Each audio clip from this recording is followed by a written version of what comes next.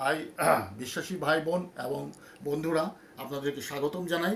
আজকে এই যে অগাস্ট 9 তারিখ রবিবার, আমরা ঈশ্বরের বাক্য পবিত্র বাইবেল শাস্ত্র থেকে আমরা শুনব এবং মার্ক লিখিত সুসমাচার 6 অধ্যায় 34 পদ থেকে 44 পদের মধ্যে আমরা একটা গল্প দেখতে পাই। হ্যাঁ, মার্ক 6:34-44 এখানে একটা গল্প দেখতে পাই। মানে প্রভু যীশু 5,000 জন লোকদেরকে মানে মাত্র 5টা রুটি এবং 2টা মাছ দিয়ে তাদেরকে সবাইকে 5,000 জন লোককে মানে পেট ভর্তি করিয়া খাইতে দিয়েছিলেন।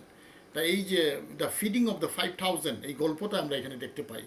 হ্যাঁ, এখান থেকে আমরা এই যে 34 পদে আমরা দেখতে পাই যে এই যে মানে উৎসুক মানে ক্ষুধিত উৎসুক মানে এই জনতা আর কি। হ্যাঁ, দ্য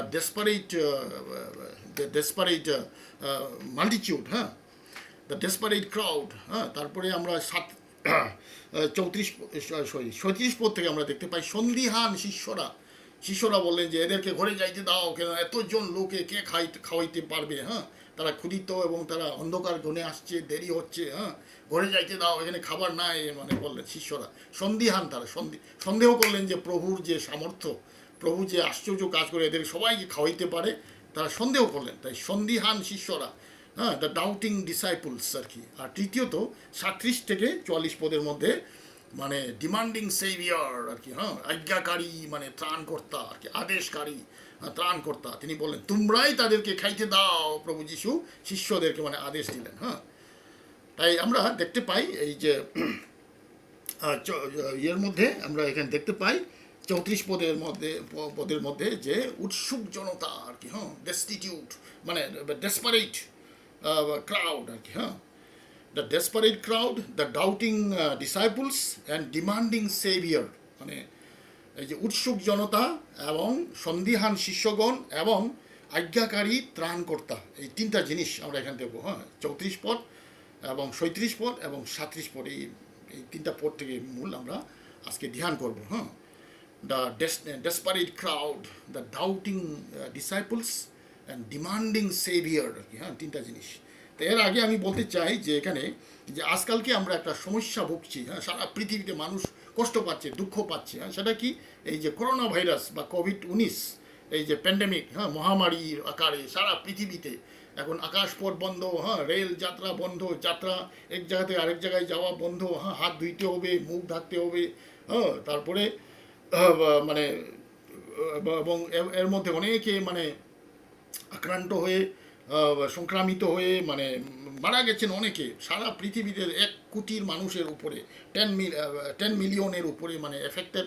তারপরে মারা গেছেন অনেক লক্ষ লক্ষ মানুষ মারা গেছেন। হ্যাঁ, তাই মানুষ প্রশ্ন করছে হোয়ার ইজ গড, কোথায় ঈশ্বর? হ্যাঁ, কী করে আমি পরিত্রাণ পাবো, কী করে আমি শান্তি পাবো, কী করে আমি হ্যাঁ নিশ্চিত জানবো যে ইহকালে আমি শান্তি পেয়েছি, পরকালে স্বর্গে যাব। হ্যাঁ, অর্থাৎ পরিত্রাণ, পাপ এবং পাপের শাস্তি থেকে কিভাবে রক্ষা পেয়ে আমি পরিত্রাণ পাবো, ঈশ্বরকে ব্যক্তিগতভাবে আমি জানবো এবং ঈশ্বরের সঙ্গে কথা বলে ঈশ্বরের সঙ্গে আমি চলবো, অর্থাৎ সালভেশন বা পরিত্রাণ কি করে পাবো।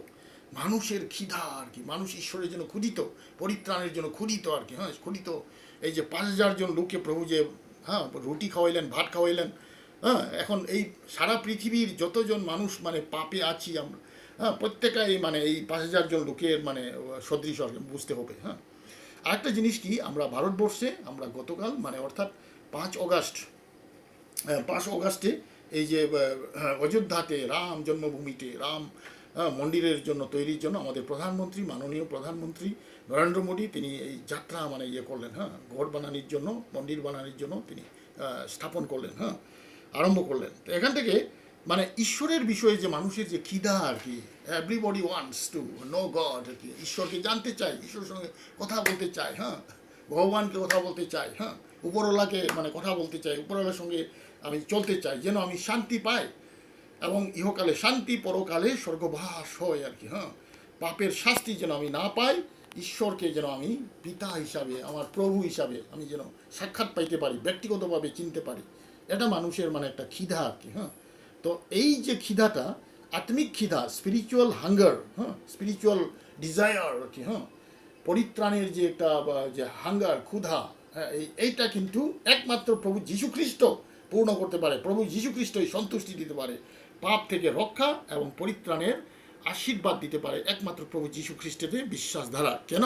প্রভু যীশু কালবেরি ক্রুশে তিনি মরেছিলেন, স্বইচ্ছায় মানে প্রাণ দান করেছিলেন। হ্যাঁ, তাকে মারা হয়েছিল কিন্তু তিনি নিজেই সারেন্ডার করেছিলেন, আমাকে মারো, আমি যখন ক্রুশে মরবো এটা সকল পাপী মানুষ গুনাহগারের জন্য একটা মানে কুরবানি, একটা প্রায়শ্চিত্ত হয়।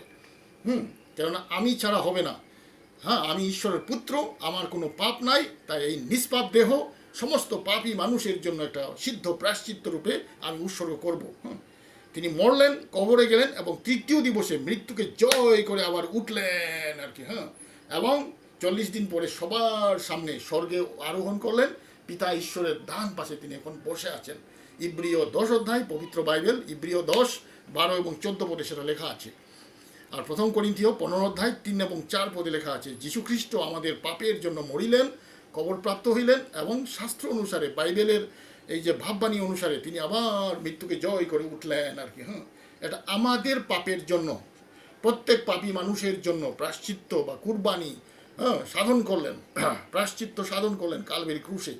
তা এখন যে বিশ্বাস করে, পাপী মানুষ যে গুনাহগার, যে বিশ্বাস করে প্রভু আমি একজন পাপী, আমার পাপের জন্য আপনি প্রায়শ্চিত্ত করেছিলেন, কুরবানি সাধন করেছিলেন, আমি বিশ্বাস করি, তো সঙ্গে সঙ্গে তার পাপ ক্ষমা হয়ে যাবে, তার পাপটা কালবেরি ক্রুশে চলে যাবে। প্রভু যীশু যে পুনরুত্থিত হয়েছেন, প্রভুর উপরে সেই পাপটা নাই, আর আপনার উপরে সেই পাপটাও নাই, মানে চলে যাবে কালবেরি ক্রুশের পরে, চিরকালের জন্য সেটা মানে শেষ হয়ে যাবে প্রায়শ্চিত্তে। তাই যে বিশ্বাস করে সঙ্গে সঙ্গে তার পাপ চলে যায়। এটা ঈশ্বরের ফর্মুলা, ঈশ্বরের পদ্ধতি এটা। যে বিশ্বাস না করে তার পাপটা নিজেই মানে বহন করতে হবে, নিজেই সেটার জন্য শাস্তি পাইতে হবে, নরকদণ্ড পাইতে হবে, বিচারে দাঁড়াতে হবে। এটা বাইবেলের শিক্ষা। তাই ক্ষুধিত জনতার জন্য, 5,000 না, কোটি কোটি মানুষের জন্য, হ্যাঁ, ভারতবর্ষে যেমন 120 বা 130 কোটি মানুষের খিদা যে, এটা একমাত্র প্রভু যিশুতে সন্তুষ্টি পাইতে পারে। খিদা তার মানে নিবারণ হবে, চলে যাবে। হ্যাঁ, যিশুতে পরিত্রাণ পেয়ে মানে আনন্দ পাবে, সন্তুষ্ট হবে, ঈশ্বরকে পাবে, পরিত্রাণের অধিকারী হবে আর কি, যীশু খ্রিস্টতে কেবলমাত্র। তাই আসুন এই যে পবিত্র বাইবেলে এই যে মার্ক 6 অধ্যায়, আমি 2টা পদ পড়ছি, 33 এবং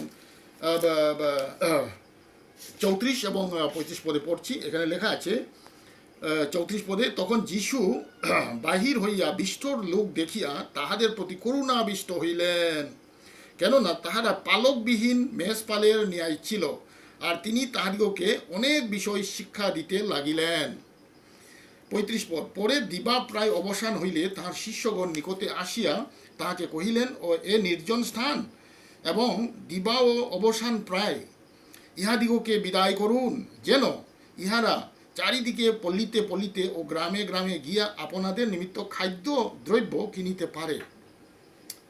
37 পদ, কিন্তু তিনি অর্থাৎ প্রভু যীশু উত্তর করিয়া তাহাদিগকে কহিলেন, তোমরাই উহাদিগকে আহার দেও। তাহারা কহিলেন, আমরা গিয়া কি 200 সিকির রুটি কিনিয়া লইয়া উহাদিগকে খাইতে দিব? তিনি তাহাদিগকে কহিলেন, তোমাদের কাছে কয়খানা রুটি আছে, গিয়া দেখো। তারা দেখিয়া কহিলেন, 5খানি রুটি এবং 2টি মাছ আছে। তখন তিনি সকলকে সবুজ ঘাসের উপরে দলে দলে বসাইয়া দিতে আজ্ঞা করিলেন। তারা 100 জন, 50 জন করিয়া সারি সারি বসিয়া গেল। পরে তিনি সেই 5খানি রুটি 2টি মাছ লইয়া স্বর্গের দিকে ঊর্ধ্ব দৃষ্টি করিয়া আশীর্বাদ করিলেন, এবং সেই রুটি কয়খানি ভাঙ্গিয়া লোকদের সম্মুখে রাখিবার জন্য শিষ্যদিগকে দিতে লাগিলেন। আর সেই 2টি মাছও সকলকে ভাগ করিয়া দিলেন, তাহাকে সকলে আহার করিয়া তৃপ্ত হইল। এবং 43 পদ, পরে তাহারা ঘোড়াগাড়ায় ভরা 12 ডালা এবং মাছও কিছু তুলিয়া লইলেন। যাহারা সেই রুটি ভোজন করিয়াছিল তাহারা 5,000 পুরুষ। তা এখানে 3টা জিনিস এই 34 পদের মধ্যে, যে মানে ডেসপারেট ক্রাউড আর কি, ডেসপারেট মাল্টিটিউড, উৎসুক জনতা, ক্ষুধিত জনতা। এদিকে 12টার উপরে হয়ে গেছে, বিকাল হয়ে গেছে, এবং তা দেরি হয়ে গেছে, এবং আবার অন্ধকার আসবে, আর এটা মরুভূমির জায়গা, নির্জন জায়গা, এখানে খাবার টাবার কিচ্ছু নাই, খালি 5টা রুটি আর 2টা মাছ। এটা একটা ছেলে মানে ইয়ের জন্য আনছে, নিজের খাওয়ার জন্য আনছে, কিন্তু সে শিষ্যদেরকে দান করছে যেন সবাই খাওয়ার জন্য। এটা এই ছেলেটা, আমরা সেটা দেখতে পাই। তাই এটা প্রথমে আমরা দেখি যে এই যে উৎসুক জনতা, এই যে ক্ষুধিত জনতা আমরা দেখতে পাই এখানে। মানে যারা আমরা পাপে যারা আছি, পবিত্র বাইবেলে শিক্ষা দেওয়া আছে, পাপে যদি আমি জীবনযাপন করি, জীবন্ত ঈশ্বরকে আমি না জানি, প্রভু যীশু খ্রিস্টের প্রেম যদি আমি না জানি, তাইলে আমি আমি আত্মিকভাবে আমি অন্ধ। 2 করিন্থীয় 4 অধ্যায় 4 পদে লেখা আছে আমরা আত্মিকভাবে আমরা অন্ধ। হ্যাঁ, এবং আমরা 2 করিন্থীয় 4 অধ্যায় 3 পদে লেখা আছে আত্মিকভাবে ঈশ্বরের দৃষ্টিতে আমরা হারিয়ে গেছি, উই আর লস্ট। এবং আমরা মানে শয়তান বা ডিয়াবল, পাপ করলেই সঙ্গে সঙ্গে আমরা ডিয়াবলের কৃতদাস হয়ে যাই, ডিয়াবলের হাতিয়ার হয়ে যায়। ডিয়াবল বা শয়তান আমাদেরকে ব্যবহার করবে। হ্যাঁ, ডিয়াবলের আমরা দাস হয়ে যাই। এটা প্রথম যোহন 5:19 সেটা লেখা আছে। এবং আত্মিকভাবে আমরা মৃত আর কি। হ্যাঁ, ইফিসীয় 2 অধ্যায় 1 পদে লেখা আছে। হ্যাঁ, একটা মরা মানুষকে যদি একটা মানুষ মারা গেছে, হ্যাঁ, আমরা যদি বলি হ্যাঁ আপনি দয়া করে এই বাটার ব্রেড একটু খান, একটু কফি 1 কাপ খান বলি, খাবে কি? খাবে না। সেটা সে মরা, he will give no response. ঠিক সেরকম আমরা আত্মিকভাবে আমাদের কোনো সেন্স নাই, আমরা ঈশ্বরের সঙ্গে কোনো সম্পর্ক নাই, আমরা ডিসকানেক্টেড। কোনো সময় আমরা মোবাইল ফোন করি, হ্যাঁ, যখন নেটওয়ার্ক পাওয়া যায় না, হ্যাঁ, আমরা খালি ডাকতেছি হ্যালো হ্যালো বলতেছি, কিন্তু কোনো কানেকশন নাই। তাই ঠিক সেরকম পাপে থাকলে ঈশ্বরের সঙ্গে ডিসকানেক্টেড, ঈশ্বরের সঙ্গে কোনো যোগাযোগ নাই। হ্যাঁ, ঈশ্বরকে যতই বলি, যতই দান করি, যতই ডাকাডাকি কোনো লাভ হবে না, কেন আমরা পাপে আছি। এবং আমরা আত্মিকভাবে আমরা মৃত আর কি, আমাদের বুঝতে হবে। তা এই যে ক্ষুধিত জনতা, তারা তারা ঈশ্বরকে জানতে চায়, পাপ থেকে ক্ষমা পেতে চায়, পরিত্রাণের আনন্দ পাইতে চায় এবং ইহকালে শান্তি, পরকালে স্বর্গবাসের নিশ্চয়তা পাইতে চায়। তাই তারা প্রভু যিশুর কাছে আসেছিল।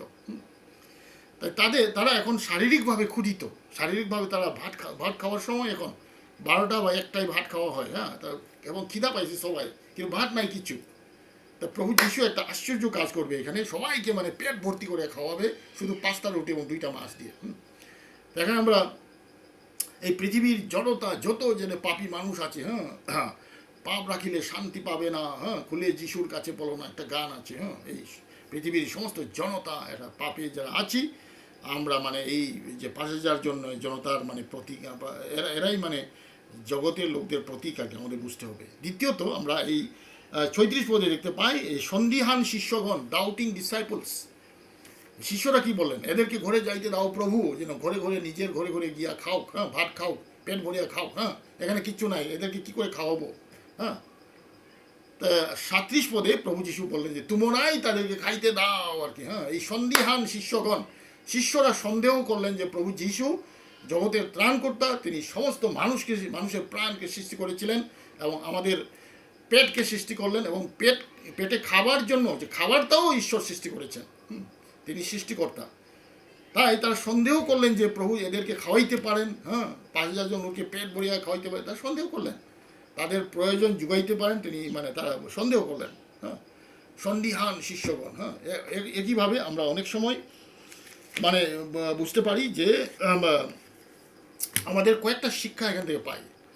আমাদের জীবনে চলার সময় আমরা যেন নিজেদের দুর্বলতার দিকে যেন বেশি না দেখি। আমরা যে হ্যাঁ নিজেদের দুর্বলতা, আমার এই নাই সেই নাই, এটা করি। ঈশ্বরের কাজ যদি করতে চাও, যেন আমরা নিজেদের দুর্বলতার অভাব দিকে যেন বেশি না দেখি, যেন ঈশ্বরের দিকে যেন আমরা নির্ভর করি, ঈশ্বরের দিকে তাকাই, এবং ঈশ্বর যুগিয়ে দিবেন। হ্যাঁ, এবং আমাদের যাহা আছে গুণ গান সম্পত্তি সামর্থ্য যা আছে ঈশ্বরের কাছে ডেডিকেট করি, সমর্পণ করি। যেমন এই 5টা রুটি এবং 2টা মাছ একটা ছেলের কাছে ছিল, সে দান করলো প্রভু যিশুর কাছে, যে এটা প্রভু আপনার সেবার জন্য আমি দান করছি। তখন এই 5টা রুটি এবং 2টা মাছ দিয়ে 5,000 জন লোককে প্রভু যিশু খাওয়াইলেন। প্রভু যিশুর উপরে যেন আমরা নির্ভর করি। আমাদের যা আছে সামর্থ্য আছে, আমাদের গান গাওয়ার শক্তি হোক, অঙ্ক কষার শক্তি হোক, টাকা পয়সার হিসাব করার শক্তি হোক, আর ম্যানেজমেন্ট বা হ্যাঁ শাসনের গুণ হোক, শিক্ষাদানের গুণ হোক, সমস্ত গুণ বা আমাদের সামর্থ্য, আমাদের ক্যাপাসিটি, ট্যালেন্ট যা আছে সেটা প্রভুর কাছে সমর্পণ করি। তখন প্রভু এটা ব্যবহার করবেন, এটাকে বৃদ্ধি করবেন। এটার দ্বারা আমাদের এই ট্যালেন্ট বা আমাদের গুণ সেটা ব্যবহার করে অনেক আশীর্বাদ দিবেন আর কি। হ্যাঁ, তাই যা আমাদের গুণ বা সম্পত্তি বা সামর্থ্য আছে ঈশ্বরের কাছে সমর্পণ করি, প্রভু যিশুর কাছে, আর প্রভুর উপরে নির্ভর করি। প্রভু তুমি একটা আশ্চর্য কাজ করো, তুমি আমার এই সামান্য এই গানের যে গুণ, হ্যাঁ, হিসাবের যে গুণ, শাসন করার যে গুণ, শিক্ষাদানের যে গুণ, এটা তুমি ব্যবহার করে তুমি এটা বৃদ্ধি দাও, অনেককে আশীর্বাদ স্বরূপ করো আর কি। আমরা প্রার্থনা করতে হবে, সমর্পণ করতে হবে, প্রভুর দিকে চাইতে হবে। হ্যাঁ, মঠি 14 অধ্যায়ে একটা গল্প আছে, সেখানে পিতর মানে এই প্রধান শিষ্য পিতর একদিন সমুদ্রে হাঁটিয়া গেলেন কিভাবে, হ্যাঁ, প্রভু যিশু একদিন মানে শিষ্যদেরকে নিজেদেরকে ফেলে প্রার্থনা করতে গেলেন, মাঝরাতে তিনি সমুদ্রের উপরে হাঁটিয়ে আসলেন পায়ে, এবং এই নৌকার ভিতরে শিষ্যগুলো একদম ঘাবড়ায় গেলেন, ভয় পাইলেন। তখন প্রভু যিশু বললেন, আমি, তোমরা ভয় করিও না, হ্যাঁ। তখন পিতর বললেন, প্রভু আপনি যদি হন আমাকে এই সমুদ্রের জলের উপরে হাঁটিয়ে আপনাকে দেখা করতে আমাকে অনুমতি দেই। তো প্রভু বলছে, আমি অনুমতি দিলাম, তুমি আসো। জলের উপরে তিনি হাঁটলেন প্রভুর দিকে দেখিয়া। কিন্তু এই যে ঢেউ এবং জল এবং এই যে তুফান, এরা যখন মুখ ফিরাইলেন, প্রভুর কাছে মুখ ফিরাইলেন, এই তুফান বা জল, হ্যাঁ, তরঙ্গ এটা দেখলেন, তখন ডুবতে লাগলেন। তখন আমাকে বাঁচাও, হ্যাঁ হ্যাঁ। তো প্রভু তাকে তালিয়া তুললেন, তুমি আমার থেকে মুখ ফিরাইলে কেনে, আমার দিকে দৃষ্টি করো, হ্যাঁ, আমি তোমাকে জলের উপরে হাঁটতে মানে শক্তি দিব। প্রভু বলছেন প্রভুর দিকে লক্ষ্য করতে হবে। ঈশ্বর আশ্চর্য কাজ করবেন, আশ্চর্যভাবে আমার অভাব জুগিয়ে দিবেন, মিনিস্ট্রি বা সেবা কাজের মানে অভাব জুগিয়ে দিবেন। প্রভুর দিকে আমরা লক্ষ্য রাখতে হবে, হ্যাঁ। তাই এই চারটা জিনিস মনে রাখতে হবে যে হ্যাঁ হ্যাঁ, নিজেদের দুর্বলতার দিকে না দেখি, যা আমাদের আছে সামর্থ্য ঈশ্বরের ব্যবহারের জন্য সমর্পণ করি, আর প্রভুর দিকে যেন আমরা মানে দৃষ্টি করি। তাই এটা হচ্ছে মানে সন্দেহ করলে ঈশ্বর বড় কাজ করতে পারেন না, আশ্চর্য কাজ করতে পারেন না। হ্যাঁ, ঈশ্বর মানে মিরাকেল বা আশ্চর্য কাজ তিনি করতে পারেন না। বিশ্বাস করতে হবে যে ঈশ্বর আমার অভাব জুগিয়ে দিবেন, তিনি আশ্চর্য কাজ করবেন, তিনি মহান কাজ করবেন। ঈশ্বরের কাছে বিশ্বাস করতে হবে। তাই এখানে এই যে আমরা দেখতে পাই এতে বাইবেল শাস্ত্রে আমরা দেখতে পাই এই যে এর মধ্যে আমরা দেখতে পাই জাকব বলে একটা পুস্তক আছে, জাকব 1 অধ্যায় 6 এবং 7 পদ। যদি আমরা সন্দেহ করি তাহলে প্রভু মানে মহান কাজ করতে পারে না, লেখা আছে। এবং যোহন 20 অধ্যায় 24 থেকে 29-এর মধ্যে আমরা একটা কাহিনী পাই। সেখানে প্রভু যিশুর পুনরুত্থানের পরে, হ্যাঁ, শিষ্যরা একদিন মানে একটা কোঠায় মানে সব একত্র হয়েছিলেন। সেখানে প্রভু যিশু মানে আবির্ভাব হইলেন, তাদের সঙ্গে কথা বললেন, তাদের সঙ্গে ভাত খাইলেন, রুটি খাইলেন। তখন থমা বলি একটা শিষ্য সেখানে ছিল না, হ্যাঁ। তারপরে যখন থমাকে এই খবরটা দেওয়া হলো, তখন থমাস বললেন যে আমি প্রভু যিশুর হাতের এই যে পেরেকের দাগ, হ্যাঁ, এটা যদি আমি হাত দিয়ে যদি আমি স্পর্শ করে না দেখি তাহলে আমি বিশ্বাস করব না বললেন। তো কয়েকদিন পরে আবার মানে প্রভু যিশু শিষ্যরা যখন একসঙ্গে বসতেছিলেন আরাধনার জন্য, তখন প্রভু যিশু তাদের ভিতরে তাদের মধ্যে আসলেন, আবির্ভাব হইলেন, দেখা দিলেন, দর্শন দিলেন, এবং থমাকে বললেন, থমাস তুমি আমার হাত দাও, এখানে স্পর্শ করো। এবং এই পেরেকের দাগ মানে দেখা দিলেন, তার পার্শ্বের বর্ষার দাগ দেখা দিলেন, এবং বললেন, হ্যাঁ, অবিশ্বাসী হইও না, বিশ্বাস করো বলে। আর যারা না দেখে আমাকে বিশ্বাস করে তারা আরও আশীর্বাদ পাবে, প্রভু যিশু বললেন। মানে সন্দেহ যেন না করি, সন্দেহ করলে ঈশ্বর বড় কাজ করতে পারেন না আর কি, হ্যাঁ। তাই এখানে আজকালকে আমরা এই যে বিশ্বাসী খ্রিস্টানদের মধ্যেও আমরা সন্দেহ করলে আমরা ঈশ্বর বড় কাজ করবেন না, আমাদের প্রার্থনার জীবনে সেটা বুঝতে হবে। আর মানে ডুবে যাওয়া মণ্ডলী অনেকটা আছে, যে জাগতিকতার মধ্যে ডুবে গেছে। রোমিও 12 অধ্যায় 2 পদ, এই যুগের অনুরূপ হইও না, হ্যাঁ, মানে কিন্তু এই যুগের সমস্ত অনুরূপ হওয়া এটা ছাড়িয়া প্রভুতে মানে প্রভুর ইচ্ছা অনুসারে চলো। প্রথম যোহন 2:15 থেকে 17 লেখা আছে, মানসিক অভিলাষ, হ্যাঁ, চোখের অভিলাষ, জাগতিক এই যে দম্ভ বা হ্যাঁ গর্ব, এটা ত্যাগ করো বলছে, এটা জাগতিকতা।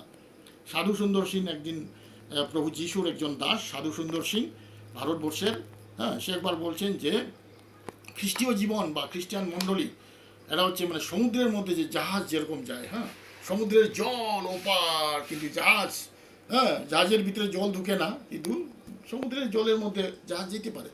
কিন্তু একবার যদি জল ঢুকে যায় এই জাহাজের ভিতরে, তাইলে তো ডুবে গেল আর কি, হ্যাঁ। আমরা জগতে আছি, জগৎটা সমুদ্রের মতো, মণ্ডলী বা বিশ্বাসী খ্রিস্টান আমরা জাহাজের মতো আছি। আমাদের ভিতরে যদি জাগতিকতা ঢুকি যায়, হ্যাঁ, ঈশ্বরকে ছেড়ে দিয়ে আমরা জগতের জিনিস নিয়ে যদি আমরা ব্যস্ত হয়ে যাই, ঈশ্বরকে মানে নিচে রাখি দেই, জগতের জিনিসকে উপরে রাখি দেই, তাইলে তো আমরা ডুবে যাব, হ্যাঁ। তাই ডুবে যাওয়া থেকে যেন ঈশ্বর আমাদের রক্ষা করুন। আরেকটা জিনিস কি, শুষ্ক মণ্ডলী, হ্যাঁ, রোমিও 8 অধ্যায় 14 পদে লেখা আছে, যাহারা পবিত্র আত্মার দ্বারা চালিত তাহারা ঈশ্বরের পুত্র। এবং প্রেরিত 13 অধ্যায় 52 পদে লেখা আছে, এই যে আন্তিওখিয়ার মণ্ডলীর বিশ্বাসীরা পবিত্র আত্মায় পূর্ণ হইলেন, আনন্দে পূর্ণ হইলেন আর কি, হ্যাঁ। পবিত্র আত্মা নাই আজকে, মানে হ্যাঁ, অনেক সময় মণ্ডলীতে দেখা যায় সব কিছু কাজ জ্ঞানের দ্বারা চলছে, পবিত্র আত্মার কাজ নাই, হ্যাঁ। প্রার্থনা নাই, পবিত্র আত্মার কাজ নাই, এবং শুধু জ্ঞান ধারা চলছে, মানুষের মানে শারীরিক শক্তি ধারা চলছে আর কি, তখন গিয়া শুষ্ক হয়ে যায়, আশীর্বাদ পাওয়া যায় না। হ্যাঁ, আমাদের প্রচার, আমাদের শিক্ষা, আমাদের সহযোগিতা, আশীর্বাদ পাওয়া যায় না, কেননা পবিত্র আত্মার কাজ নাই, শুষ্ক মণ্ডলী বলে এটাকে। তাই প্রার্থনা করতে হবে, সমর্পণ করতে হবে, তখন পবিত্র আত্মা আমাদেরকে পূর্ণ করবেন, ঈশ্বরের আত্মা আমাদের পূর্ণ করবেন, আনন্দ আসবে, সহভাগিতার আনন্দ আবার ফিরে পাবো। শুষ্ক মণ্ডলী যেন আমরা না হই।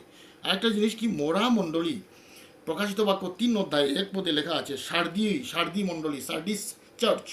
হ্যাঁ, এটা না শীতল, না মানে না ঠান্ডা, মরা আর কি। হ্যাঁ, মরা মণ্ডলী আর কি। হ্যাঁ, তাই 1990 খ্রিস্টাব্দে এই যে কলকাতায় এই যে বন্দরের মধ্যে এই যে জাহাজ একটা এসেছিল, এটাকে বলে MV দাউলস, এই জাহাজের মধ্যে পাস্টারদের একটা কনফারেন্স চলছিল। পাস্টারের কনফারেন্সে একটা পাস্টার উঠিয়া বললেন যে, প্রশ্ন করলেন যে মোরা মণ্ডলী আবার কি? হ্যাঁ, মণ্ডলী কি আবার মোরা হইতে পারে? তো সঙ্গে সঙ্গে এই যে শিক্ষক তিনি উত্তর দিলেন যে, প্রকাশিত বাক্য বাইবেলের 3 অধ্যায় 1 পদে খুলিয়া দেখুন, সার্দি মণ্ডলী ছিল মোরা মণ্ডলী, লেখা আছে, বাইবেলেই লেখা আছে মোরা মণ্ডলী কইয়া। হ্যাঁ, যেটা আমরা প্রভু যিশুকে গ্রহণ করেছি, জানি, পবিত্র মানে নূতন জন্ম প্রাপ্ত, পবিত্র আত্মা প্রাপ্ত বিশ্বাসী আমরা হই। না হলে খালি নামে খ্রিস্টান, নামে খালি খ্রিস্টান, নামে মণ্ডলী, নামে সব কিছু চলছে, কিন্তু ঈশ্বরের আত্মা নাই, মোরা আর কি। হ্যাঁ, বর্ন এগেইন না, নূতন জন্ম প্রাপ্ত না আর কি। ঠিক ঠিক ব্যক্তিগতভাবে প্রভু যিশুকে এখনও গ্রহণ করি নাই, বা পাপী বলিয়া নিজের জীবন সমর্পণ করে নাই প্রভুর কাছে কোনো দিন। তাই যেন মোরা মণ্ডলী, যেন মোরা বিশ্বাসী যেন আমরা না হই। তাই এই 4টা জিনিস আমাদের মনে রাখতে হবে, যেন সন্দিহান, এই যে ডাউটফুল ডিসাইপলস, সন্দিহান, সন্দেহযুক্ত এই শিষ্যদের মতো যেন আমরা না হই। এবং এই যে সন্দেহযুক্ত মণ্ডলী, তারপরে ডুবে যাওয়া মণ্ডলী, এবং শুষ্ক মণ্ডলী, এবং মোড়া মণ্ডলী, হ্যাঁ, এগুলো যেন আমরা না হই, বরং ঈশ্বরের কাছে প্রার্থনা করি, পবিত্র আত্মা পূর্ণ হই, এবং ঈশ্বরের উপরে বিশ্বাসে আমরা বৃদ্ধি পাই। ঈশ্বর যেন মহান কাজ, বড় কাজ, অসম্ভব কাজ করেন আমাদের মধ্যে, যেন অনেক আত্মা জয় হয়ে ঈশ্বরের স্বর্গরাজ্য বৃদ্ধি হয়, বিশ্বাসে আমাদের জীবনে উৎসাহ, উদ্দীপনা থাকে, প্রভুর আগমনের জন্য আমরা প্রস্তুত থাকি, এটা আমাদের মনে রাখতে হবে। 3 নম্বর এবং শেষ কথা, এই যে মানে 37 পদের মধ্যে, 37 থেকে 44 পদের মধ্যে আমরা দেখতে পাই, মানে দ্য ডিমান্ডিং সেভিয়ার, আজ্ঞাকারী ত্রাণকর্তা প্রভু যিশু, তিনি আজ্ঞা দিলেন, তিনি ডিমান্ড করলেন শিষ্যদের কাছে, তোমরাই তাদেরকে খেতে দাও। শিষ্যরা বললেন যে আমাদের কিছু খাবার নাই, এদের জন্য এত 5,000 জন মানুষের জন্য কোথা থেকে আমরা চাউল কিনিয়া, হ্যাঁ, রুটি বানাইয়া, ভাত বানাইয়া এদেরকে খাওয়াবো, হ্যাঁ, এদেরকে ঘরে যাইতে দাও। কিন্তু প্রভু যিশু বললেন 37 পদে, তোমরাই তাদেরকে খেতে দাও। তো শিষ্যরা বললেন, প্রভু সেটা কি করে হয়, আমাদের কিচ্ছু নাই। তো প্রভু বললেন, তোমাদের কি আছে তোমাদের কাছে? 5টা রুটি আর 2টা মাছ পাওয়া গেল, যা প্রভুর কাজের জন্য সমর্পণ করা হয়েছে। একটা বালক দিয়েছিলেন, আর প্রভু যিশু বললেন, ঠিক আছে, ওইটা আমাকে দাও। এবং তিনি সেটা নিয়ে মানে পিতা ঈশ্বরের ধন্যবাদ দিলেন, আশীর্বাদ দিলেন এই রুটি এবং মাছকে, এবং ভাঙলেন এবং শিষ্যদেরকে দিলেন, তোমরা এদেরকে বসিয়ে দাও এবং তাদের কাছে বিতরণ করো। এবং বিতরণ করলেন, হ্যাঁ, এই সারি সারি, এই যে 5,000 জন লোক বিতরণ করলেন, শেষ হয় না, এই রুটি শেষ হয় না, মাছ শেষ হয় না, শেষ পর্যন্ত 5,000 জন লোক, মানে এর আরও একটু বেশি হতে পারে, সবাই পেট ভর্তি করে খাইলো, সন্তুষ্ট হয়েছে। হ্যাঁ, সব মানে ভর্তি। হ্যাঁ, আর 12টা পাত্র মানে এখন অবশিষ্ট রয়ে গেছে। আমি মনে করি যে এই শিষ্যরা কেউ কেউ নিয়ে গেছেন ঘরে যারা আছে তাদের জন্য। হ্যাঁ, নিয়ে যাও, এটা ফেলিও না, হ্যাঁ, নষ্ট করিও না। হ্যাঁ, তারা হচ্ছে ডিমান্ডিং সেভিয়ার, মানে এই আজ্ঞাকারী, আদেশ দানকারী, হ্যাঁ, কর্তৃত্বকারী, মানে এই ত্রাণকর্তা, উদ্ধারকর্তা প্রভু যিশু, তিনি বলেন তোমরাই তাদেরকে খেতে দাও আর কি। হ্যাঁ, এর মধ্যে আমরা দেখতে পাই যে আমরা নিজেদের দুর্বলতার দিকে যেন লক্ষ্য না করি, হ্যাঁ, এবং আমরা যেন যা আছে প্রভুর কাছে আমরা সমর্পণ করি, আর আমরা যেন প্রভু যিনি আশ্চর্য কাজ করতে পারেন তার প্রতি যেন আমরা লক্ষ্য রাখি, তার কাছে যেন আমরা দৃষ্টি রাখি। হ্যাঁ, তাকে বলি, প্রভু তুমি এই নাও, যা আছে আমার যা সম্পত্তি, আমার যা গুণ, আমার যা জ্ঞান, তুমি এটা ব্যবহার করো এবং আশীর্বাদ দিও প্রভু। এবং আমরা দেখতে পাই যে প্রভু সেই রুটি মানে নিলেন এবং ভাঙলেন, আশীর্বাদ দিলেন, ভাঙলেন এবং মানে তাদেরকে বিতরণ করলেন। এবং লোকেরা কী করলো, সবাই নিল এবং খাইলো এবং পেট ভর্তি হইল আর সন্তুষ্ট হইল, ঈশ্বরকে ধন্যবাদ দিলেন, প্রভু যিশুকে ধন্যবাদ দিলেন। সবাই আনন্দে এই যে 12 ডালা যে অবশিষ্ট এটা কিছু কিছু নিয়ে ঘরে যারা আছে তাদেরকে দেওয়ার জন্য মানে তারা নিলেন। তো এখান থেকে আমরা দেখতে পাই যে প্রভু আশ্চর্য কাজ করলেন। প্রভু এই 5টা রুটি দ্বারা 5000 জন লোককে পেট ভর্তি করে খাইতে দিলেন।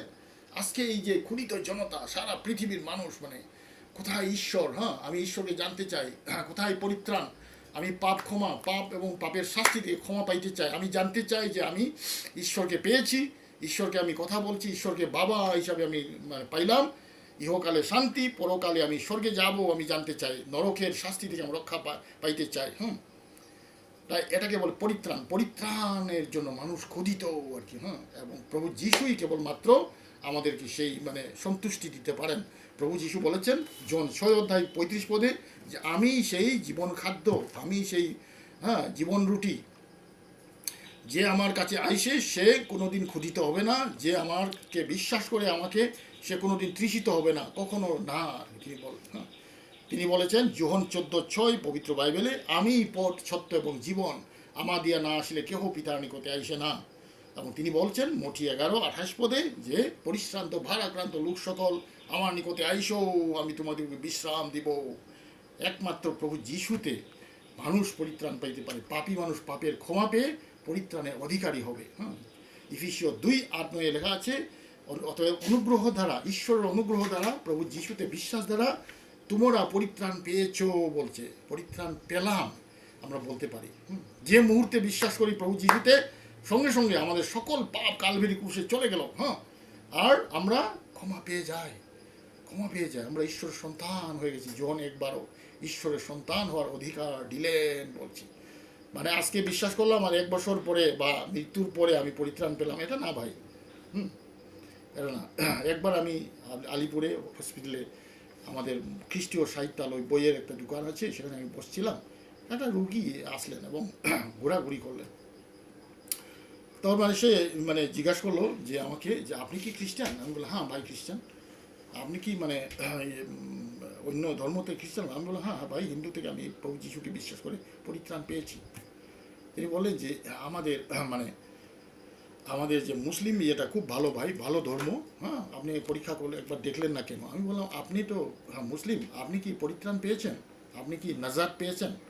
তখন বলে এটা তো কেউ বলতে পারে না, এটা পরীক্ষা দেওয়ার মতো। আমি দিনে 5 বার মানে এই যে নামাজ পড়ছি, দান করছি এবং মক্কা একবার যাব, তাই একদিন মৃত্যুর পর আল্লাহ আমাকে ঈশ্বর আমাকে বলবে যে তুমি পরিত্রাণ পাইছো নি নানি, নাজাত পাইলাম না, এখন জানতে পারবো না, এটা পরীক্ষা দেওয়ার মতো।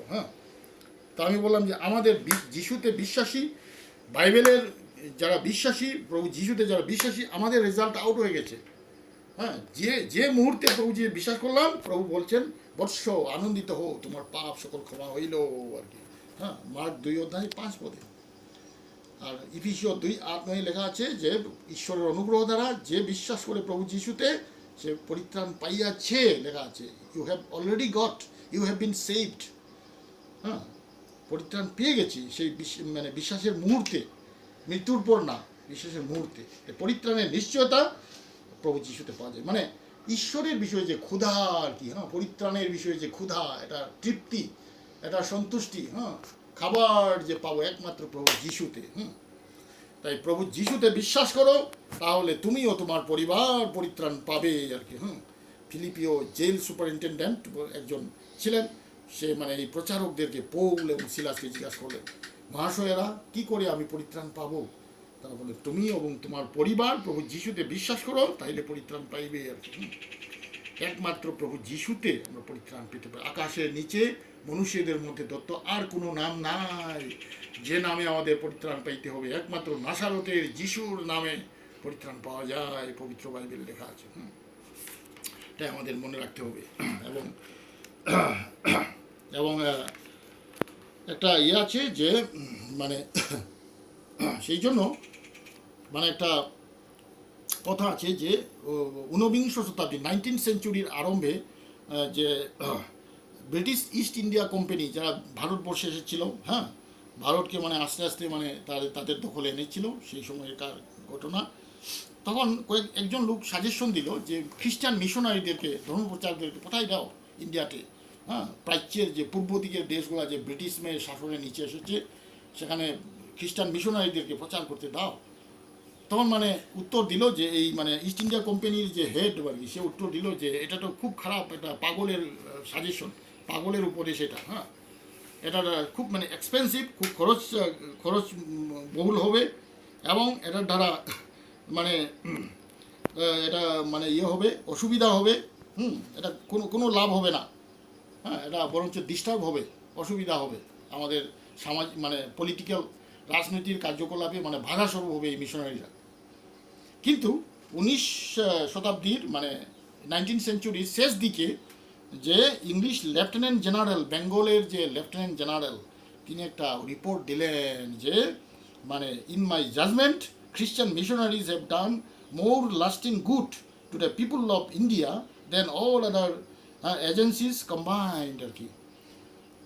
মানে এই বেঙ্গলের যে এই যে লেফটেন্যান্ট গভর্নর, তিনি মানে রিপোর্ট দিলেন যে খ্রিস্টান মিশনারিরা যে উত্তম কাজ ভারতবাসীদের জন্য, যে মঙ্গলের কাজ, যারা ভালো কাজ করেছে, সেটা অন্যান্য সমস্ত এজেন্সি মিলাইয়াও মানে সেটা পৌঁছতে পারে না, এবং মিশনারিদের কাজটা সবচেয়ে উত্তম, সবচেয়ে ভালো, এটাই সবচেয়ে মঙ্গলের কাজ, হ্যাঁ, তারা করেছে ভারতবাসীদের জন্য, মানে মানে এটা রিপোর্ট দিলেন আর কি, মানে হ্যাঁ। তো এই পলিটিক্যাল মানুষগুলা, রাজনীতিবিদগুলা বললেন যে সবচেয়ে পাগলামির কাজ এটা মিশনারি পাঠানো। কিন্তু এই লেফটেন্যান্ট গভর্নর মানে এই 19 শতাব্দীর মানে শেষ দিকে মানে বললেন যে এটা সবচেয়ে উত্তম, মিশনারি পাঠানোটা সবচেয়ে উত্তম কাজ আর কি, ভারত মানুষের মঙ্গলের জন্য সবচেয়ে বড় কাজ আর কি, হ্যাঁ, এই বলেন। তাই ইংল্যান্ডে একটা মানে জায়গা আছে যেখানে বড় বড় রাজা এবং মন্ত্রী এবং বড় বিশিষ্ট গণ্যমান্য ব্যক্তিদের মানে সমাধি দেওয়া হয় মৃত্যুর পর। সেই জায়গাটার নাম হচ্ছে ওয়েস্টমিনিস্টার অ্যাবি। ওয়েস্টমিনিস্টার অ্যাবিতে একটা সমাধিস্থল আছে, সেটা হচ্ছে ডেভিড লিভিংস্টোন, আফ্রিকাতে একটা মিশনারি ছিলেন, তার মানে সমাধিস্থল। সেখানে একটা তার সমাধিস্থলের মধ্যে মানে পাথরের উপরে খোদাই করে সেখানে লেখা আছে যে আমার অন্য মেষ আছে, প্রভু যীশু খ্রিস্ট বলেছিলেন। তাই সমাজের কাছে, মানুষের কাছে কয়েকটা প্রশ্ন। তাই 1 নম্বর প্রশ্ন যে এই মানে হারানো লোকদেরকে, পাপী মানুষদের কাছে এই তাদেরকে কে গিয়া এই সুসমাচার দিবে, বলবে, এবং এই হারানো মানুষদের কাছে মানে কোন হাত গিয়া তাদেরকে মানে আনবে প্রভুর কাছে পরিত্রাণের জন্য, যীশু খ্রিস্টের কাছে আনবে, এবং এই হারানো আত্মাদের কাছে কোন মুখে কেউ গিয়া মুখে বলতে হবে, কে যাবে মুখে বলবার জন্য যে প্রভু যীশুর প্রেম, যিশুতে পরিত্রাণ আছে, সেটা যিশুতে বিশ্বাস করলেই তাদের পাপ কালভেরি ক্রুশে চলে যাবে, তারা ক্ষমা পাবে যীশু খ্রিস্টের সেই প্রায়শ্চিত্তের কাজ দ্বারা, এবং মানে কোন অন্তর দ্বারা সেই হারানো লোকদেরকে মানে প্রেম করবে, যে প্রেম করার দ্বারা তাদের কাছে যিশুর কথা বলবে, পরিত্রাণের বাণী বলবে, সুসমাচার শুনবে, তারা বিশ্বাস করে পরিত্রাণ পাবে। তাই সেই প্রশ্নগুলো লেখা আছে। তাই প্রভু যিশুতে বিশ্বাস করে আমরা সেই জীবন রুটি, হ্যাঁ, প্রকৃত আত্মিক সন্তুষ্টি, পরিত্রাণ পাবো। নাইলে আমরা আত্মিকভাবে ক্ষুধিত হয়ে আমরা জীবন শেষ হয়ে যাবে, হ্যাঁ, আমরা মরবো এবং পাপে মরবো, পৃথিবীতে অশান্তি, পরকালে বিচার এবং নরকদণ্ড আছে আর কি পাপে থাকলে, হ্যাঁ, ইহকালে অশান্তি, পরকালে বিচার এবং নরকদণ্ড আছে। কিন্তু অন্যদিকে প্রভু যীশু খ্রিস্টের আশ্রয় নিলে, প্রভু যীশু খ্রিস্টকে নিজের ত্রাণকর্তা প্রভুরূপে গ্রহণ করলে আমরা সমস্ত পাপের বোঝা মানে কালবেরি ক্রুশে চলে যাবে, যেখানে প্রভু যীশু ক্রুশে মরেছিলেন, প্রায়শ্চিত্ত সাধন করেছিলেন, এবং আমরা মানে সেই পাপ থেকে ক্ষমা পেয়ে যাব সঙ্গে সঙ্গে। মৃত্যুকে জয় করে যে প্রভু যীশু উঠেছেন, সেই জীবন্ত প্রভু আমাদের হৃদয়ে আসে যাবেন, তার পবিত্র আত্মা ধারা আমাদের হৃদয়ে এসে যাবেন, এবং আমরা নূতন মানুষ হয়ে যাব, নূতন মানে সৃষ্টি হয়ে যাব, আমরা ঈশ্বরের সন্তান হয়ে যাব, ঈশ্বরকে বাবা, স্বর্গস্থ পিতা বলে আমরা প্রার্থনা করতে পারবো, ডাকতে পারবো আর কি। এটা বাইবেলের শিক্ষা। তাই ক্ষুধিত জনতা আর কি, 5,000, শুধু 5,000 না, আরও কোটি কোটি মানুষ পৃথিবীতে, হ্যাঁ, এই পাপে থাকলে আমরা মানে এই ক্ষুধিত জনতা থেকে যাব, হ্যাঁ, আমরা ডেসপারেট, হ্যাঁ, খুব অসুখ অবস্থা, বিপন্ন অবস্থায় থাকবো, আমরা অন্ধ হয়ে থাকবো, আমরা যেন এই যে বললাম অন্ধ হয়ে থাকবো, হারানো অবস্থায় থাকবো, আমরা মানে শয়তানের দাস হিসাবে থাকবো, আত্মিকভাবে মৃত অবস্থায় থাকবো। কিন্তু বিশ্বাস করলে পরিত্রাণ পাবো, এবং বিশ্বাসের পরে যেন আমরা সন্দিহান শিষ্য না হই, সন্দেহযুক্ত শিষ্য না হই, হ্যাঁ, আমরা যেন শুষ্ক না হই, আমরা যেন ডুবে যাওয়া না হই, আমরা যেন মরা না হই। কিন্তু প্রভু যেভাবে বলছে তোমরাই তাদেরকে খেতে দাও, আমরা যারা বিশ্বাস করি আমরা অপরকে অন্যদেরকেও বলতে হবে, যিশুর কথা বলতে হবে, যিশুর প্রেমের কথা বলতে হবে। হ্যাঁ, তোমরাই তাদেরকে খেতে দাও, যিশুর বাণী বলো, এবং তারাও বিশ্বাস করবে, তারাও পরিত্রাণ পাবে।